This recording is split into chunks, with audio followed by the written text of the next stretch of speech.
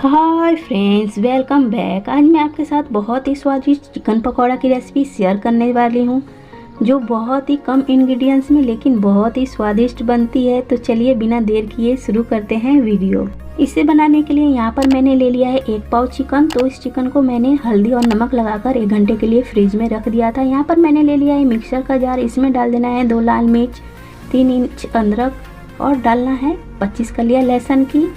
इसमें डाल देंगे हम चिकन को। ध्यान रहे चिकन में हड्डी बिल्कुल भी नहीं होनी चाहिए और इसे 10 सेकंड तक ही हम सिर्फ ग्राइंड करेंगे। तो यहाँ पर देखिए बहुत अच्छी तरह से ग्राइंड हो चुका है।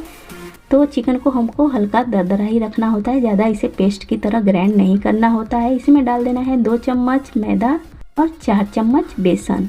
तो इतना ही इसमें डालना होता है, इसमें बहुत ज़्यादा बेसन या मैदा नहीं पड़ता। यहाँ पर हम डाल देंगे 2 प्याज बारीक कटी हुई, जिसे मैंने लंबा लंबा कर काट दिया है, और 4 हरी मिर्च।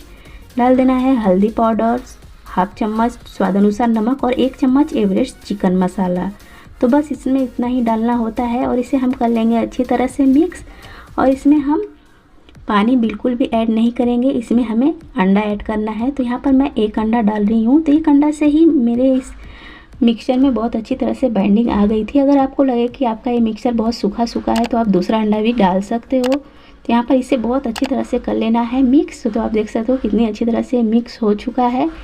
यहाँ पर मैंने कढ़ाई में डाल दिया था ऑयल। तो मैं सरसों के तेल में बना रही हूँ। तो आप देख सकते हो ऑयल बहुत ज़्यादा गर्म नहीं है, बहुत कम गर्म है। तो इसमें मैंने पकौड़ियाँ डालना स्टार्ट कर दी है। तो आपको बहुत ज़्यादा गर्म तेल में नहीं डालना है, इसे बहुत हल्के गरम तेल में डालना होता है। और इसे उलट पुलट कर हमें 5 से 6 मिनट तक अच्छी तरह से पकाना होता है। तो इसमें मैंने पूरे कढ़ाई में पकौड़ियों को डाल दिया है और इसे उलट पुलट कर हम पकाएंगे। तो इसमें बहुत ज़्यादा पकौड़ियों को डालना होता है क्योंकि इसे बहुत देर तक हमें पकाना होता है।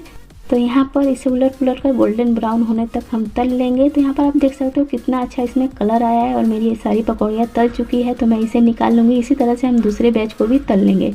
तो इन पकौड़ियों में ना आप चावल का आटा डालने की गलती मत कीजिएगा, मैं बतला देती हूँ, नहीं तो पकौड़ियाँ आपकी बहुत हार्ड हो जाएंगी, बिल्कुल स्वाद नहीं आने वाला। तो यहाँ पर मैंने मैदा डाला है, आप चाहे तो कॉर्नफ्लोर का भी यूज कर सकते हो। तो यहाँ पर एक बैच हो गया है तैयार। तो इसी तरह से सारी पकौड़ियों को तल लेना है। तो आप वो देख सकते हो मेरी सारी पकौड़ियाँ तल चुकी हैं।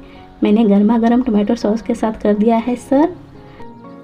अगर आपको मेरी ये रेसिपी पसंद आई हो तो प्लीज़ मेरे चैनल को सब्सक्राइब कीजिएगा, लाइक कमेंट एंड शेयर कीजिएगा। मैं ऐसे ही प्यारे प्यारे वीडियोस लेकर आती रहूँगी। बाय।